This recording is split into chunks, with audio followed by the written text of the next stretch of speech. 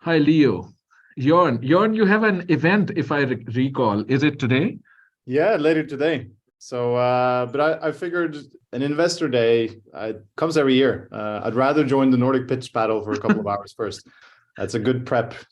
Brilliant. Thank you so much. Hi, Evelina, and great that everybody's joining us. Hi, Simon.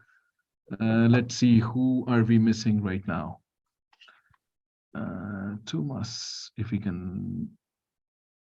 Kremena. Yes. Brilliant. Thank you so much, everyone, for joining us. We have run our idea pitching session. So we are now at the next level. So these startups are for the pre-seed level. We have with us 8 ideas, 8 startups, which will be pitching to us. But before we go into the actual pitching and talk about the pre-seed stage, we'd like to know, what are you working with, how your fund organization helps startups, and what are you looking for when you're investing in startups? So if we can each take 1 minute, 1.5 minutes. Let's start with you, Jørn. We started the conversation, and then to Leo. Okay, thank you so much. Hi, everyone. Good morning from Katapult HQ. My name is Jørn. I'm an investment director here. We do global seed stage climate tech. We invest in a whole bunch of companies. We have invested in 39 companies this year, so we keep the pace up from around the world. We invest and then we accelerate. We run a 3-month program for seed companies where you get access to our modules on impact, on investor readiness, and on growth sales. These are 3 things that we think that we're quite good at and that are usually quite crappy at most startups, because you're out of time, you're trying to build a product. And so we try to help you do things that are hard to do as an individual founder, but where you can benefit from some pattern matching. Climate tech, because it makes sense, and it's also going to be a profitable space. So it's a good problem to solve. I say seed, but your definitions may vary. We do some pre-seed deals. Essentially, we are flexible on our terms.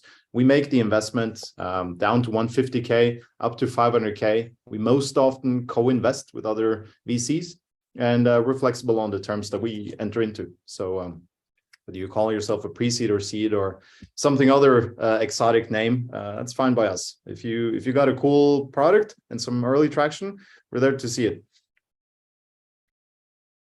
Okay, pre-seed to seed, whatever we call it, 150K to 500K. Great to know climate tech being the focus, and 39 was the number for this year. Yep. Brilliant. Thank you, Jørn. Leo, let's hear about Icebreaker. Hey, I'm Leo from Icebreaker. I'm one of the general partners of the fund. We are a Nordic and Baltic pre-seed fund. We do ticket sizes of 250 to 800K euros across those geographies. We're quite broad sector-wise. So we have everything from like consumer tech to like regular like vanilla B2B SaaS. We have some space tech, some deep tech, and a bunch of other things as well. One thing that sets us apart from other venture funds is that all of the partners in the fund, we've done our own startups. So we've all been there in your shoes, and we tend to work quite actively with our portfolio companies. So we spend the majority of our time working closely with the founders. So far, we have about 100 companies in the portfolio, and we have made like 12 or 15 investments, somewhere in that range this year. Very interesting. Like what I caught from it was 250K to 800K consumer tech. We are very broad, and you also work actively being entrepreneurs yourself. Yeah, not just consumer techs. We do basically everything. Okay. Yeah. Great to know, Kremena. Hi, everyone. My name is Kremena. I'm an investor at Nutty Ventures. We are a Norwegian-born early-stage venture capital firm investing across the entire Nordics. Our aim is to back the best Nordic visionary teams that are building transformative tech and solutions with global potential. We're also entrepreneurs ourselves. We have the hands-on experience from starting, scaling, and advising companies for years. We are investing out of our second fund, $100 million, with ticket sizes anywhere from 500K to 4 million euro. So we can do pre-seed, seed A, So we're sector and business model agnostic. We're very happy to co-invest with others as well.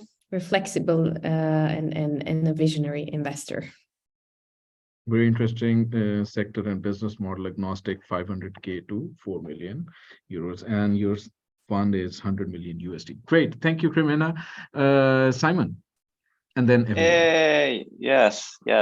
So I'm here, actually representing Greens rather than XY, because we've deployed most of our capital in XY. So Greens is a gather of like extra people that came together, put it into a fund, or some money into a fund. We basically invest into like people who know what high quality means and what fast means, regardless of what they're doing. And we do pre-seed, sort of angel stage stuff, super small tickets. But we're sort of we would like to think of ourselves as high value add kind of investors, since we have that kind of a network. But most people we invest in come from like, upper management in one of the unicorns in the Nordics, more or less.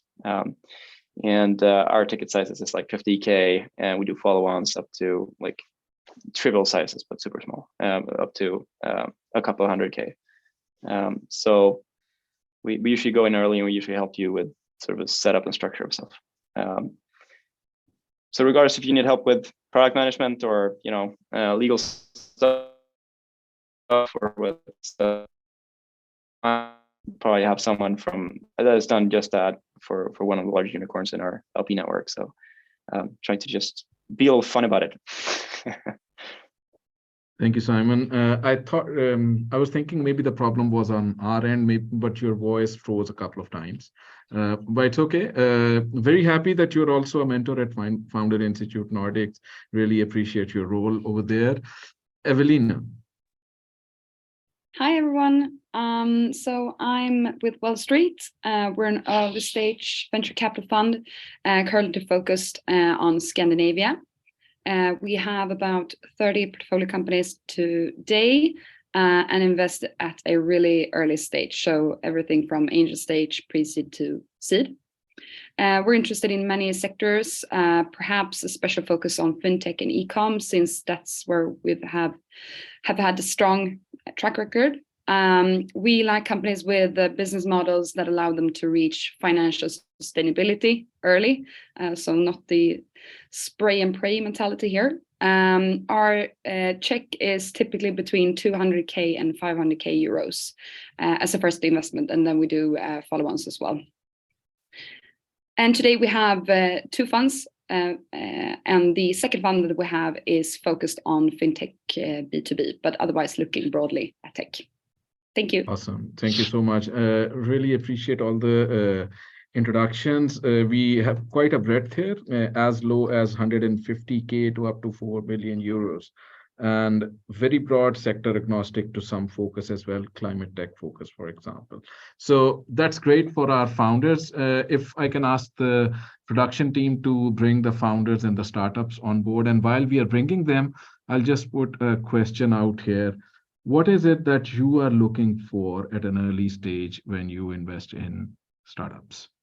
What is the most important thing? It's a very big, very broad agnostic, so like sector agnostic question, but still I'm putting it there. And it'll get some conversation started while they join in a minute or two. Can I then be the first person to just say that please, if the team is not excellent, then nothing else is going to happen. So every investor that says anything else than an exceptional founding team is lying or postponing the inevitable truth. But that's a given. We can only invest in exceptional founders because building a startup is so incredibly hard. There are so many things that can and will go wrong, and it will be painful, it will be terrible. You shouldn't do a startup, all those things. So that's a thing. But if you still have to do a startup to channel your energy, then great. We actually really want to speak with you because that's our business model. But that great founding team and a plausible pathway to proving the next experiment. That's essentially what we do. And it doesn't matter if you do that. I mean, that's the same for pre-seed, seed, Series A and onwards, even though your measurement varies quite much from stage to stage. Just making sure that you're able to take the money that we invest into the company and then build the next experiment in your company. And that could be, for example, getting the first 5 paying customers, or showing some other repeatable formula, or securing talent to develop that thing, or whatever you define. I don't know, but you probably know. And that experiment is what we are financing. And the next money will go to the next one that is slightly bigger. Awesome. Anyone else would like to add to that? Okay, we seem to be good to go, but great point, like a solid foundation in terms of teams that you're saying, and then a pathway to the next chapter, repeat. So good points over there. We have our founders joined in, and before we start with the pitching round would be we'll play the videos, and then all the panelists will have around 3 minutes for each startup to give feedback, like crisp, solid, short feedback, and then we'll have 1 or 2 minutes for founders to interact if they want to, or if they want to answer any question that was raised, or if they want some sort of advice in addition to what has been said. So around 7 minutes per startup, but we start with a quick introduction from everyone. So tell us where you're joining from and how do you feel today? Sandra. Hi, everyone. I'm joining you from Sweden, and I'm very excited to be here and to hear your feedback. Thank you for having me. Thank you, Sandra. Mikko. Yeah, hello, my name is Mikko. I'm coming from Finland, Turku, and I'm very happy to be there and thanks for this opportunity to pitch here. Brilliant. Anna. Hi, I'm in Espoo, Finland, and I'm a bit nervous, but also thrilled to see so many extraordinary people. So thank you very much for this opportunity. Thank you, Anna, for making it and for being here. Really appreciate that you could join us. Juan. Sean, if you'd like to go. Okay, thank you. I'm in Tallinn. Really excited to be here in the pitch battle 2022. Okay, Mai Phan. Hi everyone, I'm calling in from Oslo. Great to be here. Thanks for this opportunity. Thank you. Linda. Yes, hello. I'm calling in from Stockholm, Sweden. It's great to be here. I'm really thrilled about the opportunity to pitch Varannan Vecka. Thank you. Thank you. Amer. Hello, I'm Amer, and we're sitting in Stockholm. I'm also very glad to be here. Great. Sune. Hi, guys. I'm joining you from Copenhagen, and I'm thrilled to be part of this. Brilliant. Thank you, everyone, that you could join us. Really happy that we have almost all entire Nordics and even Estonia represented here. We'll start one by one. Let's see. We can start with Sandra's pitch here.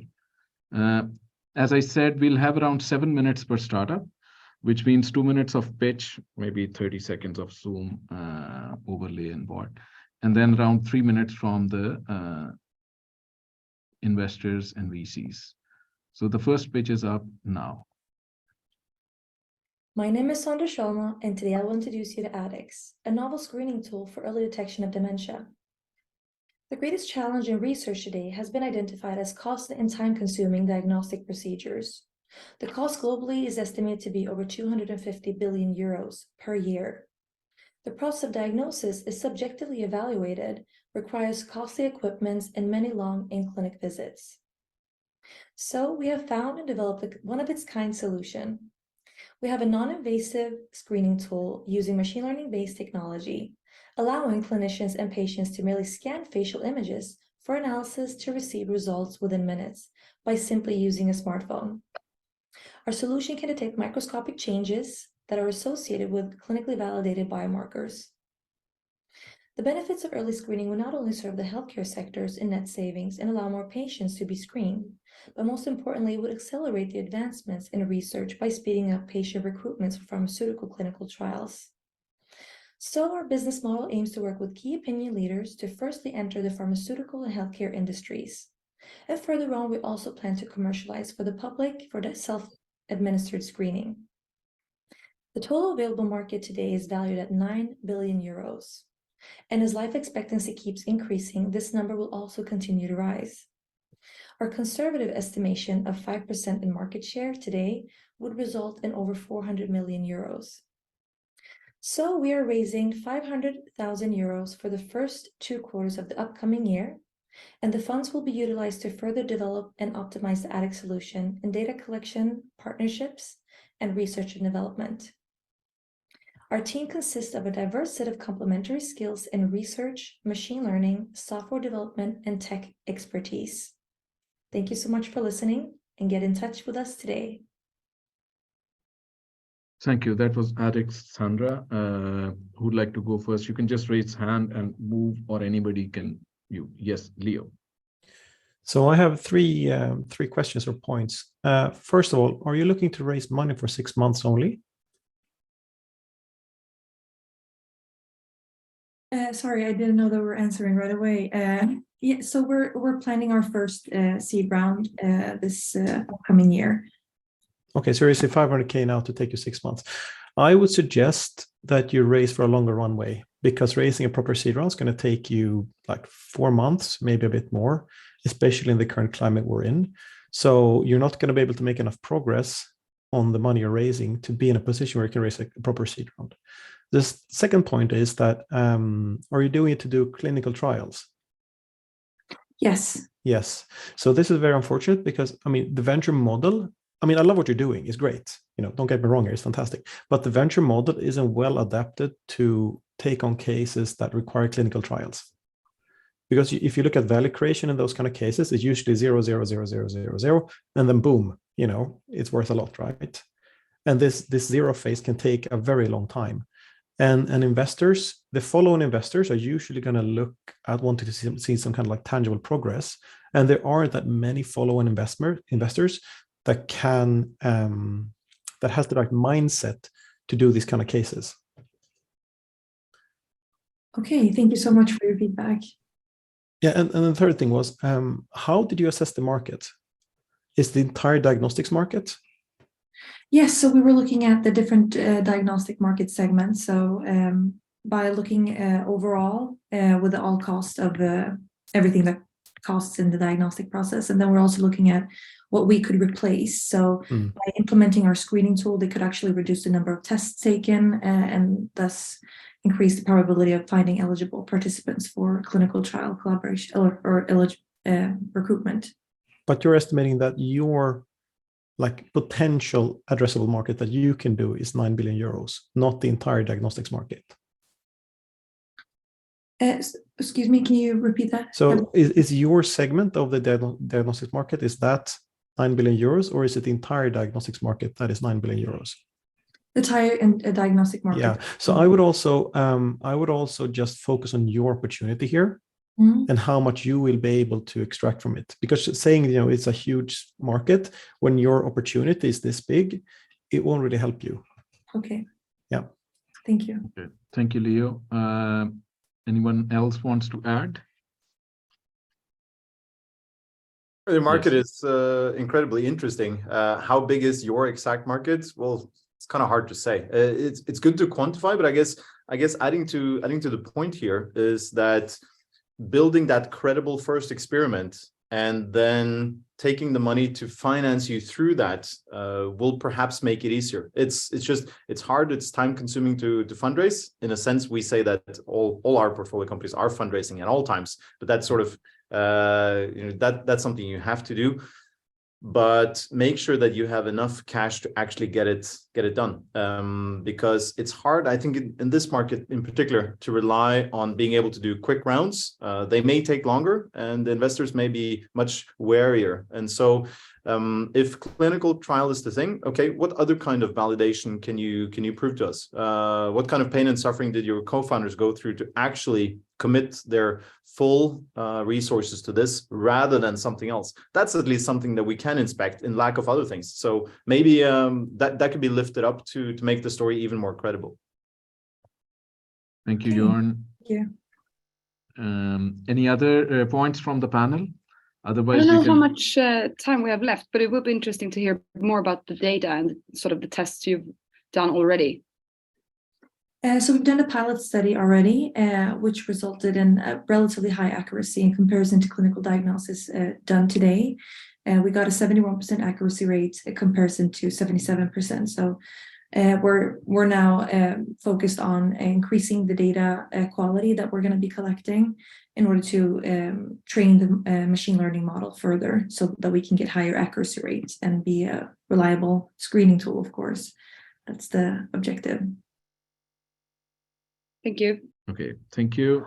We have a minute if you have some point which you want to ask the panel. Sandra, over to you, or any reflection you have. Okay, well, any reflection? I was actually interested in hearing what you said earlier, Leo, about the market space, which is, like you mentioned, Jørn, very difficult to calculate and estimate.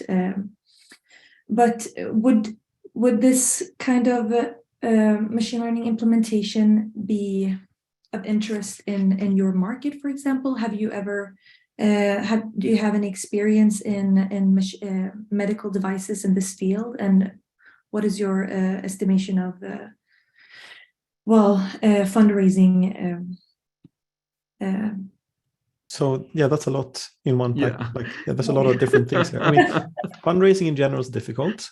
We have a couple of medtech companies in our portfolio already, and that has given some experience of how value creation and how the follow-on funding environment looks for this kind of cases. And what Jørn was saying was that you need to raise enough money now so you can actually get to a point where you have something with concrete results you can fundraise on. And usually that stretch of time, that stretch for medtech cases is usually quite long, because these clinical trials take a couple of years and there's stuff that happens, right? So I would suggest I would advise you to find a model to do this, so you don't need a lot of money up front, but rather do it in a lean way and get to a point where you have something tangible and juicy that you can fundraise from. Okay. And unfortunately, the follow-on funding climate is very bad right now, but especially in medtech, there aren't that many funds that do follow-on investments for medtech. So it's a bit of a tricky market. Okay. Well, thank you for your feedback, everyone. Thank you, Sandra, and thank you, panelists. We move to our next page of the day. So we are going into BeLiving. Hold on, let me see if I can share. Thank you, Sandra. So founders can stay on for the other pages as well. So, yeah.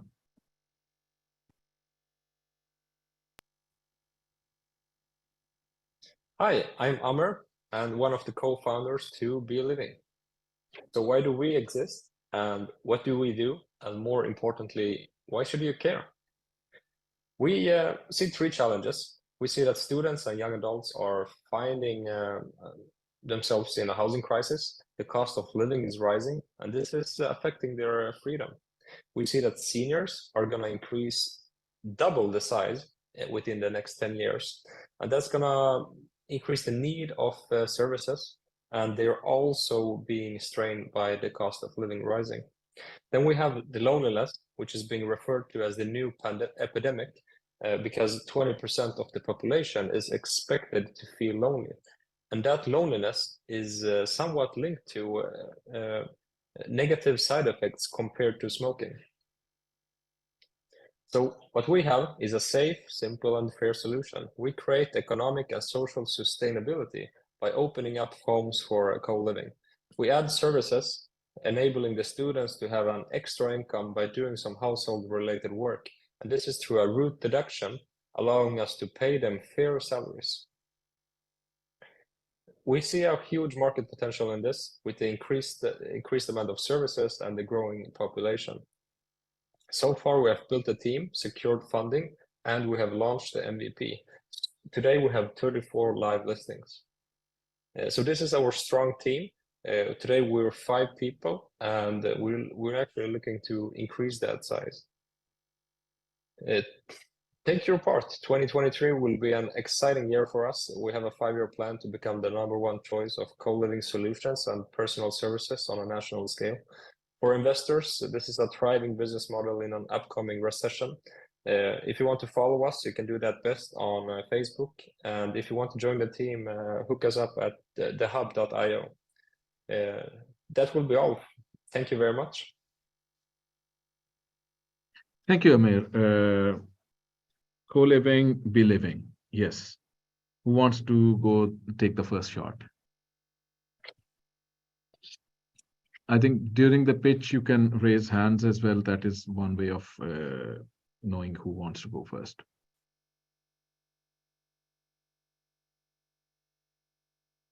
Yes, Jørn or Kremena, whoever. I'd love to give the word to Kremena first. Speaking too much. No, you're all right, Jørn. I just wanted to say before we kind of dive deep that 3-minute pitch is a very difficult thing, and I really want to say that everybody is up for a challenge, and you know, this is a learning exercise, and it's also a safe space. Though the title indicates it's a battle, we're all on the same side. So just that gotten that out of the way. I think you're addressing a really important group that usually gets neglected when kind of new services are being developed, and it's important groups that we have to take care in our society. What I would have liked to hear more about is kind of distribution and your go-to-market strategy. So if you can tell us briefly your thoughts around that. So we have launched the MVP and the go-to-market strategy. We have a good way of finding the young people because they are very digital active. So we find them through SEO, SEM, marketing campaigns on Facebook as well. The harder findings for us are the landlords who are after maybe 60, 70 years old. So we go through them either by relatives, younger relatives that are on the digital arena, but the elderly, we go through elderly fairs and so on. So there's our success is going to be through word of mouth and ambassadors, and that's a very time consuming and also slow pace. So just to kind of follow up on that, what would you do then in order to accelerate it and make it scalable? You are already aware that this is, you know, a very approach that takes time and effort, and what can you do differently? Well, we would need to build our sales team and also be in more cities in Sweden, because we are a team of 5, but there's maybe 15% of our time that we can do in sales right now because we're so much product oriented. And we need to scale that with a lot and bring in new founders. To have a 15-20 people team is not quite feasible. So we need to bring in some workers who wants to do this, and we need some budget for that. Okay. Who wants to go next? Kremena, you have more points? Someone else can jump in. I can just add that to this category. I think it's huge. It's severely underdeveloped. I think you have several data points to support mental health and isolation as a huge problem with, enormous second-degree consequences for society. So if you in some way can attach all of this to your story, then yeah, you're onto something. There are a million questions about security, about the real traction you're able to demonstrate. I think fundamentally, if you're not able to demonstrate some sort of pull into this product, as in existing users don't love it, then it's going to be very hard to make it profitable through acquiring customers. It seems like iterating on it to make sure that your customers are just in love with this product because it revolutionizes their day, then that is how you grow it. But I mean, you have the benefit of actually generating cash. It's one of the things that most investors will look for right now. A proof point is in you can demonstrate some credible pathway to growth at whatever scale, and that you can demonstrate the ability to generate cash. If you got those two things, then you're onto something. So okay. Just one minor thing. Thank you very much for that feedback. Yeah, so just one minor thing is have you tried using Post? to find your landlords, like writing letters? We have actually printed 3,000 posts, as you said, and just dropping them in housing communities. But I mean, you send like campaign individual generated- letters to people. No, we haven't. You try that. I mean, it's quite unorthodox. We're all focused on online marketing, all of these things, but for this segment you're targeting, these old school methods work kind of well. Just have something that generates a personalized letter to the person. You could combine it with like properties registry, so you know stuff about their apartments. You can find everyone who lives, in a large enough space that has extra rooms, and you can kind of, value it a bit and you can do a few of these things automatic and just send it to them and see what happens. That sounds like a very interesting idea that we will look into that. Interesting point. Thank you. Simon, you look like are you skeptic? Just asking. Does this interest you? I'm not really in this market, and I think just reiterating the same kind of points above, right? If you show me how you lock up the acquisition channels and why you're growing 30% month over month in terms of users, then I think it's interesting. But that's sort of what I'm missing in this for it to be interesting. How are you dominating this market? How will you grow to maintain that position over years? So that's the go-to-market piece, basically. Okay. Great point. So go-to-market is generally emerging, and a good advice coming in from Leo. Amer, you have any feedback to take or any questions that you have for the panel before we move on to the next one? No, I'm very happy with the feedback. So our issue is you're bringing up some points that we need to come further with the market acquisition and having a lot of customers. But we're saying that we need some money to go to market in a good way. Mm. But we'll invest more in the company and come further before we come back. I'll go back to the point that Jørn was raising very early, that at this stage, it's very important. The team itself is the foundation of a startup. And then when you mentioned the number of 15% to 85%, if I'm remembering correctly, I think your sales focus probably is something which, if the entire team is great at product development, then who will sell? Yes. Okay. Going forward with the next page. Thank you so much, Amer, and thank you to the panelists. Thank you very much. We'll go with Mai Phan. Okay, hold on. Let's see. And you are an FI graduate, if I remember correctly, from Oslo. Yes. Brilliant. So yes, the page is up. Hi, my name is Mai. I'm the founder of propL and a second-time entrepreneur based in Oslo, Norway.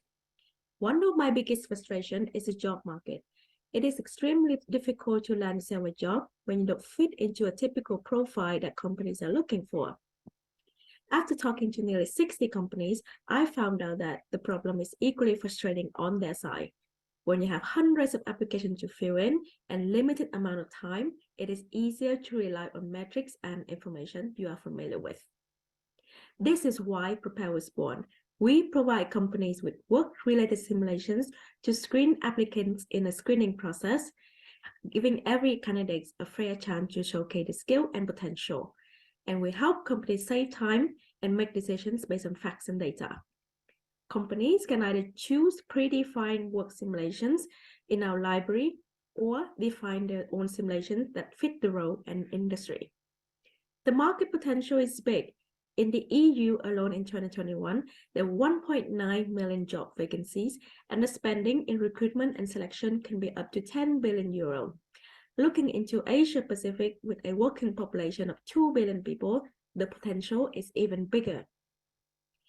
Our vision is to make the hiring process effective for companies, fair and engaging for candidates.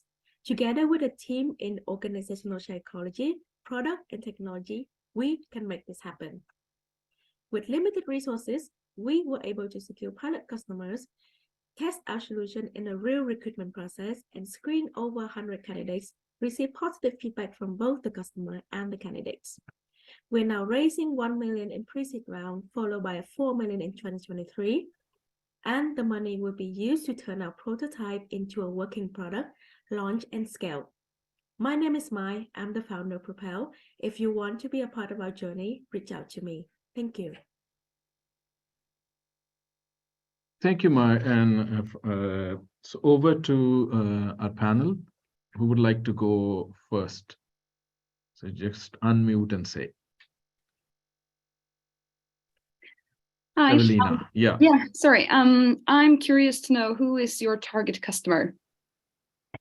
Thank you for the question. So our target customers are like medium companies that are scaling. So they are in a way growing fast and hiring quickly, but also may not have an HR department to help them with the recruitment process, and not having like a large budget to pay for an external recruiters. And we're focusing on sales, marketing, customer services. So companies are hiring for those roles. Okay. And the tools that they are using today, is that like LinkedIn, Sales Navigator, or LinkedIn, or posting on their website, and then having candidates sending them application through email. Okay. So have you also focused the sort of applicants that I was just wondering, so within your platform, have you sort of niched it towards like a certain group of customers, like salespeople, or is it everyone? In terms of customers, or in terms of like applicants? I'm sorry, I didn't understand your questions. The applicants, but I think it sort of goes hand in hand, but yeah.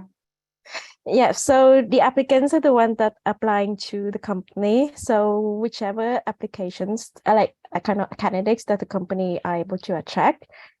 And then, but we see that when we test this solution, the younger generation, like the Gen Z and millennials, find this process more fun and engaging than the older generations. Okay, thank you. Hey, Mai, congrats on the progress. It's pretty awesome. And this market is just gigantic, and it's in need of better and I guess more equitable solutions. I wonder about the when it's time for selection for an employer. Can you further develop tools that sort of hide the things that you suspect will tilt the employer's opinion in one way or another? As in, can I, in a hiring process, decide not to see anything other than the raw data about a candidate before I actually make a choice?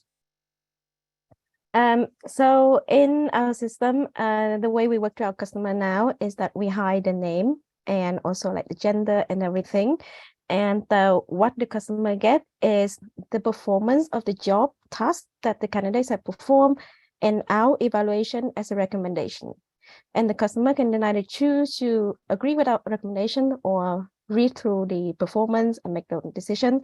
And only that, then they know when they click to select like further on the candidates, then they know the profile of the candidates. Right. So as an employer, you get both the best candidates, which should be attractive, and you also get to improve on your DEI policy, right? Yes, that's correct. No. Oh, good stuff. Good stuff. I guess we only want to see proof points and traction. If you can grow with this, then that is a investable company for sure. Thank you, Jørn. So one thing, yeah. if I may, yes, were you looking to raise 1 million Norwegian crowns? Yeah, so 1 million Norwegian crown now, closing in January, and then followed by another round of 4 million crown. And the way we do when would that other round be? In 2023. When in 2023? In Q2.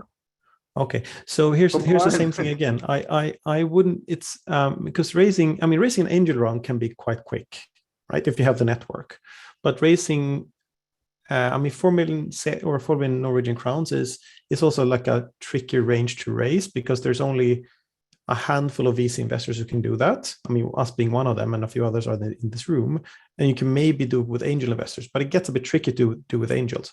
So you're going to have to do with institutions most likely. And that's going to take 4 months, maybe more, right? So if you run out of money by June, you will need to start raising, in say late February or so, which means that you will only have like 2 months to make progress. right? Before you need to start the next fundraise.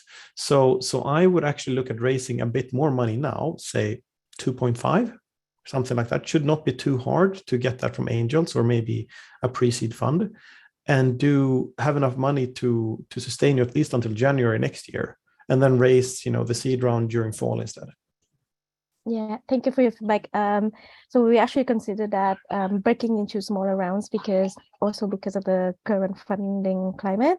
And with 1 million, we know that we could secure another 1 million from public funding. And that gives us a runway until the fall of 2023, until July, August. And then during this time now, we're also building our networks to raise a bigger round.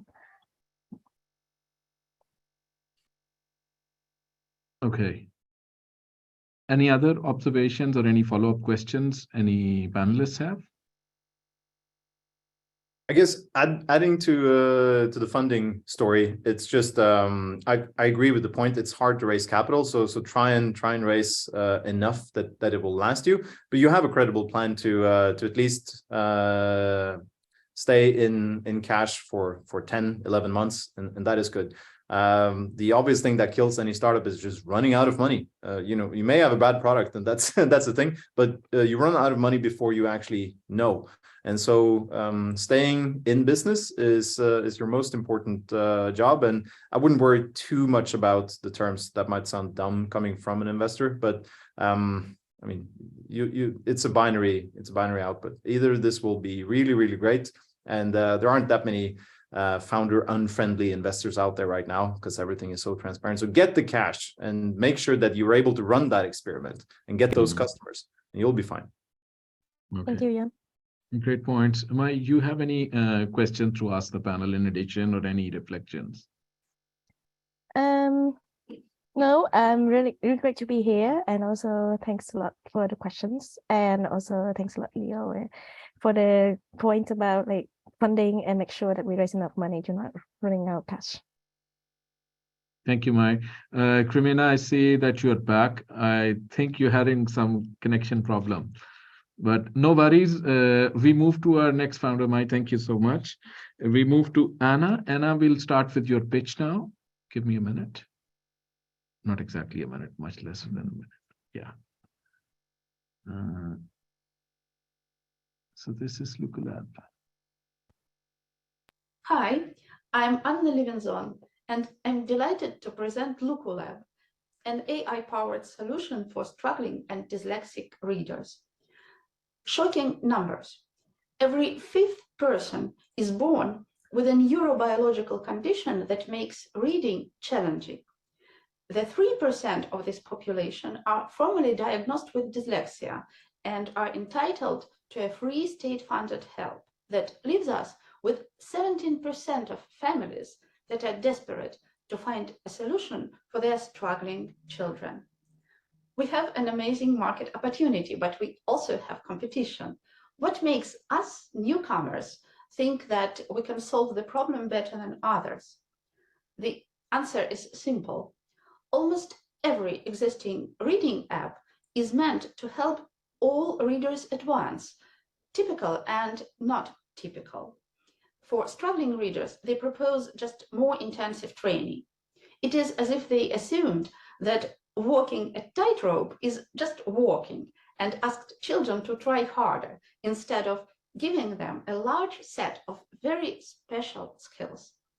For many years, I've been running an online school for struggling readers and researching reading. Together with my team of computational linguists, we have invented and created a machine learning tool and algorithms. They analyze reading errors, define the skills that this particular child needs, and then train these skills with the help of efficient exercises. Our solution is highly scalable. Once created, it can be easily adapted to any other language. We are now in the process of creating an MVP, and we are looking for investors and partners to help us really kick off. Contact us. Thank you. Thank you so much, Anna. Yes, that's Good that we have hands raised now. Simon, you, and then Kremena. That makes my job so much simpler. Thank you. Sure, it'd be interesting to hear a little bit about the language models behind this. Is this something you built yourself, or is it based on transformers? And then I have a bunch of follow-on questions. Sorry, the question is, have we built it ourselves? Is the underlying language models, have you built them yourself, or is it based on transformers? Why have you built them yourself? Because we are computational linguists, and we have just invented these tools. But I mean, GPT-4 is coming out in 2 months. It has like 100 trillion parameters. It's basically the best thing in the world. Like, why are you not using that? Because it's very special. You know, it's a very special field. It is a special needs education. So we don't have it. We don't have it yet in the market. Okay. Okay. It's not just, you know, it's not just, my point is that it is not just reading for all or language for all. It's just very special part of, you know, of research. Yeah, but I mean, the newer models basically have comprehensions for basically any human level kind of communication. So it's like, yeah, but it is not comprehension. It is different. It is no, it does have comprehension. I mean, we've built 300 apps on the same premise, okay. just trying it out, right? So my question is really, what's defendable about the technology? That we have, you know, I'm a corpus linguist. It means that we have database of the audio recording of children reading. We have a very big corpus, and we have annotated it in a scientific way. And then we have made the analysis of mistake. There is, you know, this research type of mistake analysis. So we have done it on the real material. And then we have extracted over than 50 types of reading mistakes. And then we made clusterizations of these types of mistakes. Mm-hmm. Okay, cool. Simon, any other questions? Okay, Kremena and then Leo. Thank you for your pitch, Anna. I really get the sense that you're passionate about what you're building and that you have understanding about what kind of product is needed the most. My feedback would be on kind of the other side of the coin. Because you're so passionate about what you're doing, you're spending a lot of time explaining the problem and talking about the product and very little about the business side of the business. How are you going to make money? What is your go-to-market strategy? And again, that distribution that we've been previously touched upon with the other pitches. So could you briefly give a comment on that? Yeah, thank you. Thank you very much. Our go-to-market strategy is selling licenses through schools, through parent advocacy groups, because they're very strong, very, very strong in this area, and through dyslexia associations, because there are lots of dyslexia associations in every country and even in some regions. We have made a poll in Facebook groups. Facebook groups is also our go-to-market strategy. We have already made some kind of polls in this, you know, dyslexia parents groups and asked them what they want to see in such a solution. And we have a tremendous response. We liked it very much. So that's for the moment, that's our go-to-market strategy. And for a business model, it is subscription-based and it will be very affordable. Great. And just shortly follow up. And have you done anything to solidify that interest? Do you have a wish list of those parents that would like to sign up, or a fake buy here button on your webpage? Kind of, have you initiated any of those tactics?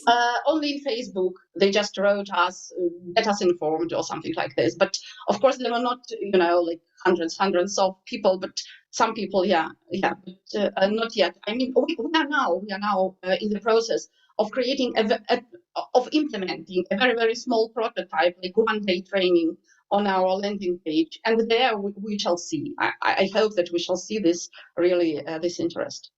Great, and I think you should also make note of it and start building a wish list and start building actual data showing interest, and that's something you can also present to potential investors and partners, that this is just not something you're saying, but this is the data of the actual people that signed up and the email addresses and the click buy here buttons and all that. Yeah, thank you very much. Thank you very much. Thank you, Kremena. Leo, you had a point? Yeah, no, my question was actually already answered by the questions Kremena was asking. Okay. And I just want to reiterate what she was stressing a bit, that one way, I mean, investors love these kind of like, hidden within quotes niches, right? If they're large enough. And if you can validate that there is a strong interest within that niche by getting, signups, getting people, willing to commit money and so on, it's a very strong signal in this phase. So yeah, I would just like to reiterate the point that Kremena made. Yeah, okay, thank you very much. Yeah, we are working on it just now. Thank you.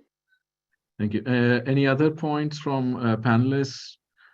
And if there are you can none, sense our excitement of anything related to machine learning right now. ChatGPT has just blown everyone's collective minds. This is the most exciting thing in a few years. GPT-4 drops next year. It will be unreal. And so if you're building something outside of that, you better have a very credible plan. I do, however, think that this can be it, because you're in a totally different purchasing system and with totally different expectations to safety and to building inside a very, very defined niche. But if you don't have that, then yeah, it's going to be tough. Yeah, okay, thank you. okay.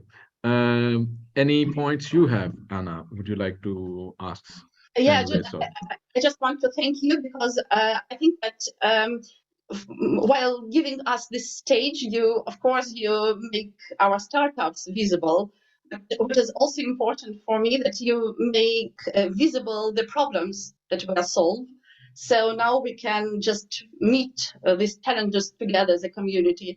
And I think that's great. And thank you for this very much. Thank you, Anna. Thank you so much. We move to our next startup. So Mikko, let's see. I'm going to share your pitch now. Divided by Mikko. Okay. Hello guys, it's Mikko. I'm CEO and founder of Devaten.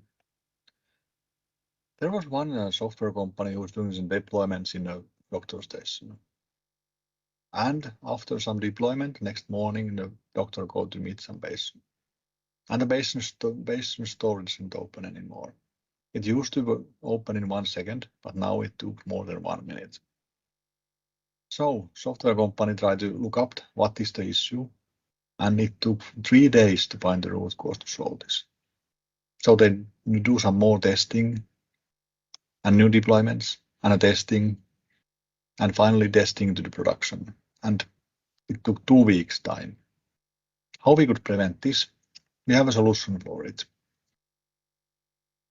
When actually the developer put his bad SQL statement to version control system and the automation test is running, our tool is there to catch all these bad queries and recommend to user that, hey, you should not put this in production. It will hamper your production. All right, our innovation, our recommendation innovation is patented already in EU, and it's pending in US and India. We have some nice partners like Neoload and Kepten, and also we run very nicely with JMeter. We have some nice clients, some revenue, and very nice trace launch now in 2022. We are now raising 300K, and we are more than happy to be here to pitch. Thank you so much. Yeah, I hope I was trying to fix the audio because the audio was slightly shaky in the middle, but I hope everybody got to hear the pitch. And Leo, I see the hand up, and yes, over to you. Thank you. So I would ask, what is the revenue constitute of? Is it consulting or like subscription revenue? Yeah, it's a consulting. We are as a consultant as well, doing the consultant job. That's mainly of consulting, and some very less from product itself. And our SaaS is like freemium based as of now, and more like testing based. So that's it. Yeah. So I wouldn't really mention consulting revenue in these kind of pitches because VCs don't care about that really. Yeah. Okay. Okay, great. Any further feedback, Kremena? Yeah. Thank you for your pitch, Mikko. As we heard initially, team is very, very important to us. So can you tell us about, do you have teammates, anyone else on your team? Is it just you at the moment? How does that look like? The talent organization? Yeah, it's only 2 minutes time to pitch, so I dropped the team presentation off. We have one co-founder, and I have actually development team which is working for us. It's in India, Pune. So there is and some marketing cooperation as well. So we have just setting up the marketing stuff. Great. So like 5 to 7 working on this product now. Well, I guess that's my advice to you. Never drop the team slide. That is super important. I mean, people can have great ideas, right? But execution is what matters, and we would like to see who is going to execute on building the product and the sales and the entire strategy. So that's maybe the most important slide. So remember to present your team in a good way, both where they come from, both education and previous work experiences, preferably with picture and a name. That is very important. Okay, our website, it is some leadership team and there. You can go check if you like. Thank you, Kremena. Evelina. Yeah, thank you so much, Mikko. And I think in general, like data management, data infrastructure is super interesting. And perhaps you cover this in the first part of the pitch, but in that case, I missed it. But I just wanted to know, so why this problem of all problems that you could go after? Yeah, main thing, data is growing a lot every place, and it's also software development is ongoing. And usually in the left side of development, there is usually very small databases and small stuff. So all those bad database handling are not catched in early. So that's one issue. If you can catch all this stuff in early, we can really make this project go smoothly. Yeah, but I'm sort of like added to what Kremena was talking about, like the team in general, like your background and skill within the team in this area, sort of. Or was it just the field that you were interested in? No. We have already based company almost 10 years back and consulting. We are doing that already now on database consulting and performance tuning. And we have built this tool almost 4 years now, and it's now live there. So my main idea is that as a consultant, we're writing some reports and some analytics to clients and developers to fix this. And now our tool is doing that automatically. Okay, so the idea is to sort of become more of a product company going forward. Yes, exactly. Okay. Thank you. Thank you. I'll add briefly if I can. I will that. I think converting a company from consultancy-based revenue to SaaS is an entirely valid prospect. You won't get the valuation that matches the revenue, obviously, because we disregard that. But we see that you're able to build something, and then the experiment becomes: are you able to build a repeatable sales model that is not linear? And to that, yeah, so long as you're able to describe it, you'll find investors, I think, who are happy to invest in it. But that pathway needs to be clear, which I think it is with your category and with the early traction. Okay, great. Any questions that you have? Not as now. So I'm very pleased to have this comment. So I need to maybe do my pitch deck to have more valuable. Okay, so brilliant. Thank you, Mikko. We move to our, these are the last 3 pitches that we have, and we have around 25 minutes with us. So we seem to be comfortable with time this time. morning was very stressed with time. Let's see. So this is Healthphy, and we'll play your pitch now. Hello, we are Healthphy, a better way to treat and prevent pain. 1 out of 5 people suffering from chronic pain in the world. On the other hand, 33% of employees suffering from pain associated with work-related stress. This increased the sick days in the employees and also reduced productivity that ended up losing money in the company. In Healthphy, we give access to prevention and rehabilitation through digital physiotherapy.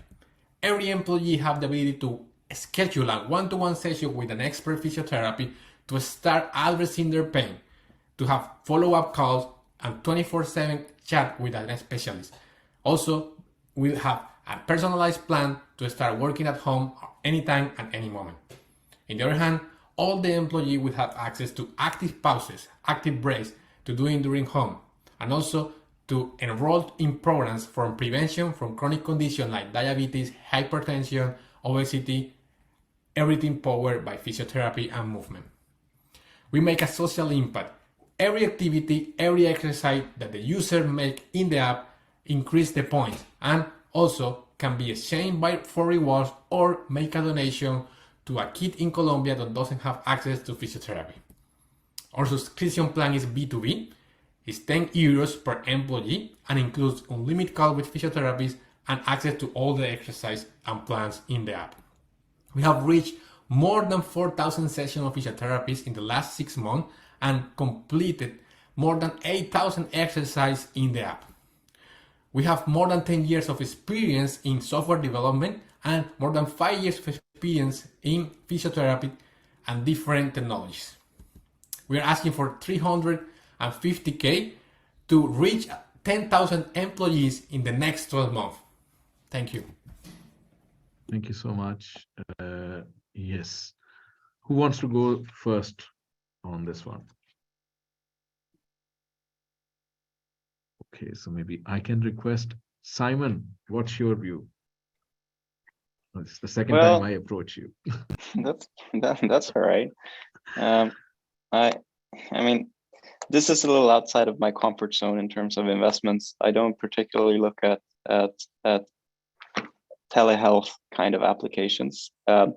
I get that there's probably a need in the market here for it. The question in my mind is really like, what would the business model look like?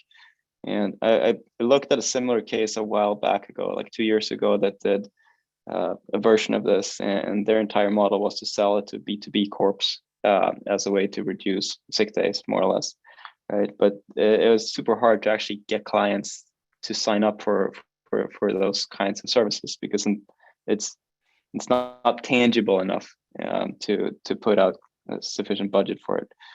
So my questions would be kind of around the go-to-market. What segment are you targeting, and how are you getting to a critical point where you actually sort of see this taking off? Sure. So we are targeting, as you say, corporation. Also, we work with insurance. So they offer it to their insurances. With the idea, with the perfect company for us is remote company that want to offer benefits to all the employees around the globe. Also, the way we show the benefit from the company is how the productivity increase. We have success cases, how people that can stand the whole day or can be seated the whole day working increase the productivity in the hours that they are able to work, just to give you a case. So that's the way we put it to the company. Yeah, so basically, and as I say, it's the remote companies are focused, right. But we have worked with different things. How do you prove that, like the productivity increase? What did you say you measured? Was it more hours you could put out through a day? And is that really, what you're striving for most companies to increase productivity? Yeah, so that's one of the biggest examples. So people with back pain can be sit the whole day straight for example, 2 hours, 4 hours. So for this kind of people, they need to work more, like especially working from home. You don't work the 8 hours, but you need to work more. So you have less time to share with your kids or with your friends and everything, because you need to be more productive at home. So at your work. So decreasing the pain also increase the productivity and the hours you need to invest working, for example. Just to give you a point in the one of the things that we are measuring with the different cases. Okay. What's your revenue model look like? Like, what do you charge these companies? So we charge for active employees a flat rate of 10 euros. That includes everything. Unlimited call with physiotherapists and also the active breaks work. And how do you source the physiotherapists? We have more than 300 physiotherapists in Latin America. We are a startup for Latin America now based in Estonia. So we connected with, what we do, for example, is we put better payment for physiotherapists in Colombia.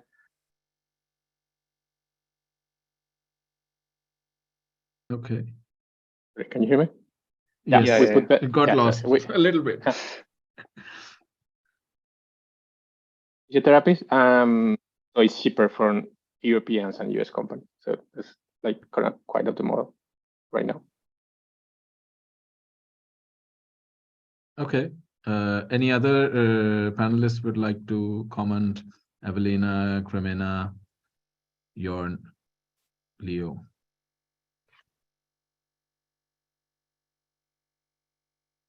Okay. Any questions that you have to the panelists? No, thank you for the opportunity. And also, if any company wants this kind of benefit for you, just reach me out. Okay, very interesting. Thank you so much. And we move to our second last pitch now. Hold on. I believe it's a music or a performing arts thing. Hold on.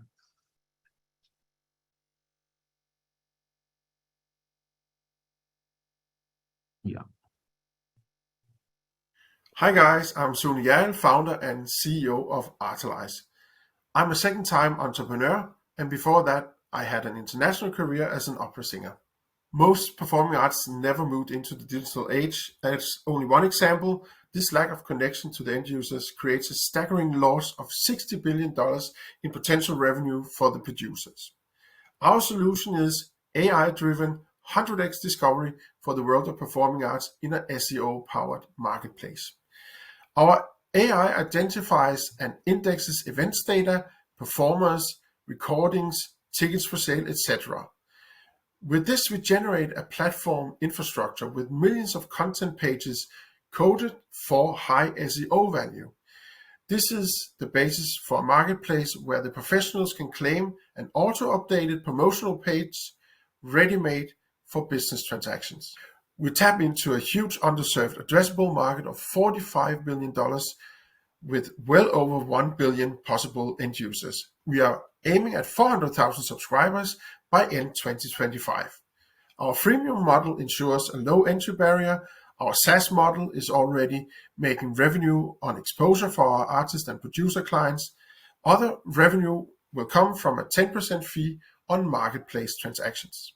We launched in late August with the Tesla founders among our early investors. Next year, we will cover the entire US. Our competitors who mostly rely on user contributions are no match for Artelize on business model, feature set, and coverage. We have a strong team of business insiders, technologists, and second-time entrepreneurs. We are now raising $1 million to pursue the following milestones: covering all of the US in 6 months and Europe in 12, 3 to 5 million unique visitors a month, and $2 to $3 million ARR, mainly from SaaS subscriptions.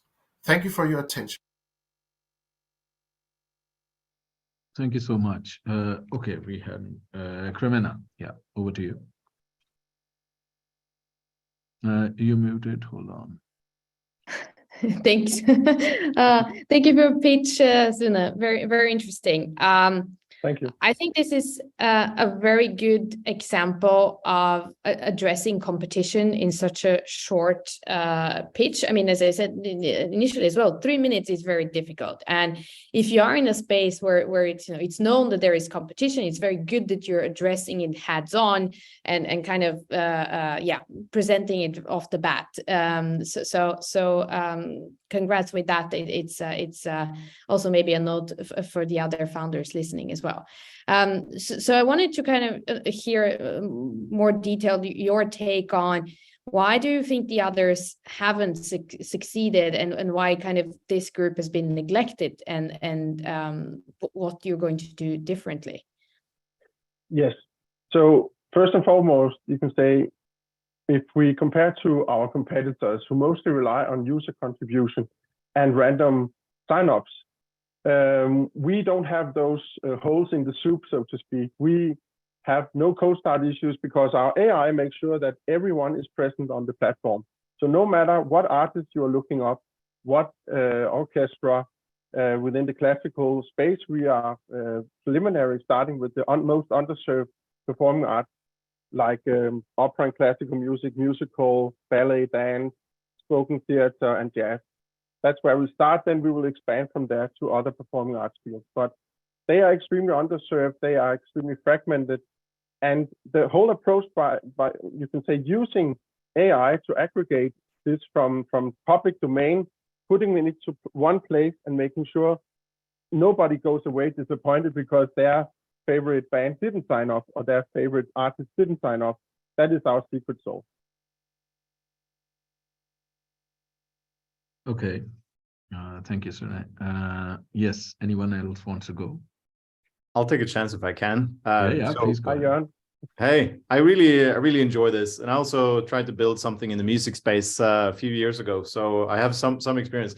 If you will forgive me, I'll just mention a evil but interesting concept called tar pit ideas. I think this was popularized by Y Combinator, and tar pit ideas is essentially just ideas with a survivorship bias to them, where a lot of people flock to the same things over and over, and then you end up building and it doesn't work, and for a few predictable reasons. I don't know if this is it, and what you've built right now looks really cool, and I want to use it. So I think it's really nice. On the other hand, as a music tech founder, I know that some ideas are just discoverability in general. It's an incredibly risky idea because most people don't want to discover, and there is a limited amount of things you can discover, and there are so many other things that are complex that doesn't enter into that, and so I respect the traction you have, and bear in mind that I want this to work. What is the traction that gives you proof point that this is a real problem that needs to be solved? Well, just the initial traction we have on clients is they are not sitting out there. Now I'm talking about arts organizations, universities, and such. We have launched in the US, mainly in California, and we are expanding in the next 6 months to the rest of the US. But what we experience is they have not only have the problem that they want a younger and larger audience now. They just want their audience to come back after COVID-19. So what we're seeing is a rush of people who are desperate to get more discoverability. And the 100x discoverability that we serve is not just for you can say discover an event that you already knew was there. No, when you come to our platform, you're maybe looking for one thing, but you go into a rabbit hole of amazing content that is out there, and it's connected to maybe we have 200 endpoints to each data point. So you discover music, you discover streaming, you discover an artist profile. What are they doing next month? Can I then make follow that artist and get notifications on when they are performing next time? So we are making it super easy, and also to maintain for the artists and the arts organizations, because our AI makes sure it's always maintained, that it's always updated. They don't need to say, oh yes, now I have to go to yet another platform and use a lot of time to maintain that. I know that from when I was an artist, that was a help because I was so busy all the time, and when I wasn't busy, that's when I needed the platform the most to be updated. So that we also get rid of in this way we work. I can say with the hands on my heart that there's nobody out there working in this way. There's nobody out there who's been in this performing arts tech for 10 years like we have with our first startup called Toolings. It's called Opera-based. Actually, it's live and well, that company, and it's sort of sitting on casting for the whole opera space.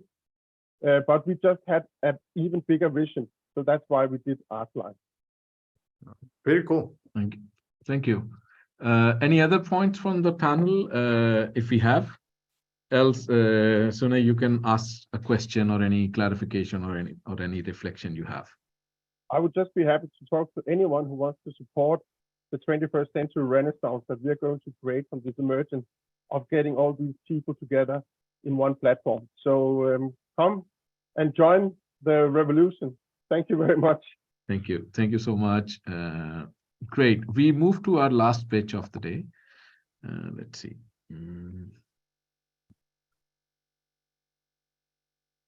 And this is Linda, it's your pitch. Hi, everyone. My name is Linda. I'm the CEO and co-founder of Varannan Vecka. As a lawyer, I've spent years of my life helping separated parents remedy stress, guilt, anxiety, and conflicts. I did this for the sake of their children whose mental and physical health depends on their parents' abilities to cooperate. Together with a super team of co-founders from fintech, legal, and child psychology research, we are building the first conflict prevention app for co-parents and their children. We use artificial intelligence and tech to avoid clashes between exes, helping them to be awesome co-parents. The app is proactively nudging to the best possible cooperation by automated logistics, reminders, planning, non-toxic communication, and of course, a fair and smart split of expenses. If needed, we also provide experts on mediation, law, and child psychology. Our target group is globally fast growing, but yet still completely unserved. Only in Sweden, there's more than 1 million living in co-parented households, and gender equality drives a continued global increase of co-parented upbringing of kids after separation. We launched in June this year and have received a very warm welcome, and yes, small, but still, revenues from our first paying subscribing parents, business partners, and municipalities. We now seek an investment of 300,000 euros for 15% of our company. Thank you all so much for listening. Thank you so much. We can go with Evelina, and anyone who wants to go next can raise their hand. Yeah. Thank you so much, Linda, for the pitch. Really liked it. Could you explore a bit on the go-to-market and your strategy? Yes. So, so far we have established a partnership with big brands who are within the ecosystem and already talking to the target group. So they have displayed us in their channels and used us as a reason to speak with the target group, basically. We think we need to continue to do partnership campaigns, but also experiment on digital marketing, PR activities. B2B sales, I think, is really important because we can see the conversion rate go bananas when the tip of the app actually comes from someone advising and helping the family already. Yeah. Yeah, I think that is a good way forward to sort of reach that target group and convert them. So sort of like extend those partnerships. Yes. Thank you. Any other reflections, Leo? Yeah, I was just wondering if you would have any retention data to share. Yes, so we launched in this summer, so we don't have that much data, but we can see that 12% of people downloading the app is still paying and using the app after 3 months. And we can see the retention is actually growing. We have more than 100 daily users so far. All right, because with this, like these more consumer oriented cases, retention is basically, there's two things that kind of, determine everything for you. One is retention, and the other one is organic growth. So if you have proof points around that, your pitch becomes much stronger. Thank you, Leo. Yeah. One other thing also, I played around a bit with the app before this call. I was going through all the pitches, and I would also look at maybe having not forcing a sign up directly where you need to subscribe when you download the app, but rather give people a way to kind of like play around with it in like an open tier, so to say, and I'm more of a freemium thing. Yeah, thank you. We have experimented a lot with that. Kremena. Thank you for your pitch. Really interesting. I wanted to kind of follow up from the first question we had on the key stakeholders. As you mentioned, municipalities and other business partners. Have you thought about alternative revenue models and alternatives for these partners to generate some revenue? Definitely, and that's one thing that I'm actually discussing this a lot with different investors, because there are two options basically. Either you go B2C with a subscription model for parents, or you turn to partners that are already within the ecosystem to get them to pay for the usage. And they can also use the tool to actually make their own professional advising to these families more effective and more successful. So a lot of investors say you should go for B2B, and a lot of investors say, no, you should probably go for B2C. So that's something we really need to explore. What will get us there fastest? Well, my experience as well, being a founder, is that the investors not necessarily always know the right answer. So I think it's really up to you to see where what the market says and what the customers and kind of where the paying willingness is by actively experimenting, getting data, and letting the data lead you. And that said, sometimes it's not either that it's mutually exclusive. It might be a B2C approach, but there might be an alternative for additional revenue sources through business partners that might have an interest on recurring or semi-recurring way to show themselves to your audience or explore possible collaborations. But that might be something to do a little bit down the line and not like straight off the bat, as it is focusing about one thing at a time and making the initial model you decide for work first. But it's definitely, I would explore alternative options as well, in addition to a core model. Yeah, thank you so much. We have validated them both. So we have paying subscribers and we have paying companies. Thank you. But the conversion rate is extremely much better in the B2B, of course. It's a cheaper way of doing the marketing as well. Any other points from the panelists? Otherwise, Linda, if you have some thoughts or reflections or any questions you have, this is your time. My question was really regarding the business model, and I got some input on that. So I'm really thankful for the opportunity and the feedback. Thank you so much. Thank you. We are in the last 3 minutes. We can use this time. So first of all, a big thanks to our esteemed panelists over here who could take time out and be here, and to the startups, which made it all the way up from the initial form submitting of applications, then the screening, and then being here, and then taking the initiative to do this format of event. So big thanks to you, all of you. Any last parting thoughts? I heard the words, I was just jotting down, like traction came out quite a lot. And then Leo, you had some interesting ideas of that post, and then hidden niches, sign up. So I think the traction came out, and then I think there were another 3 times the size of runway that a startup has. Like, are you raising for 6 months, 12 months, 4 months? So I think those 2 things are my takeaways from this stage panel discussion. But any reflections? First, the panelists, if you want to say 1-liner, 2-liner, and then startups if they want to say.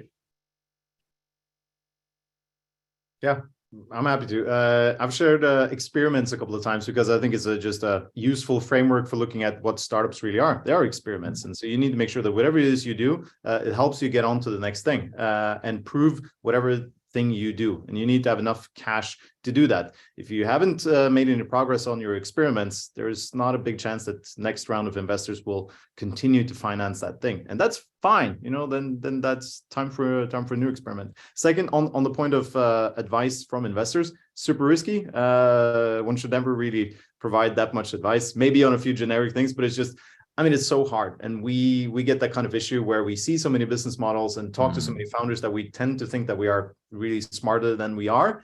And then we provide advice and it comes without much stake into the company. And it comes with zero ability to actually do the thing, just some free advice. And that's just, please be careful about taking advice, but learn from experiences and share and challenge ideas. Do all those things. Just don't run after advice blindly. Yeah, good thoughts. Any other points? Any startup that would like to say something? And then we wrap up the session. Yeah, Sune. Yes, I think it's important to say when we're talking about funding at the moment, of course, everybody knows it's tough these days. And there's sort of, it's a slippery slope because it's pre-seed has become the requirement for pre-seed has become the same for it was maybe 2 years ago for a seed round, and the A round is now, everything has been devaluated. So also for you founders in there, keep going at what you believe in, and you will find your tribe. You will find the people who believe in your mission, and don't get too anxious about this market that is right now, because there's somebody out there who wants to support you. And we will get there if the idea is good enough and our mission is good enough. Thank you. Thank you, Sune. Jørn, I certainly will drop in January. I'm planning to be there, so I'll drop in at Katapult. But great work, everyone, on pitches, and thank you so much to our esteemed panelists. You guys are awesome. Have a great day. And we caught you at around lunchtime. Maybe you missed that. I don't know. Now might be a good time for a late lunch. Take care. Bye-bye. Thank you. Yeah. Thank you. Thank Bye. you. Bye. Bye. Bye-bye. We now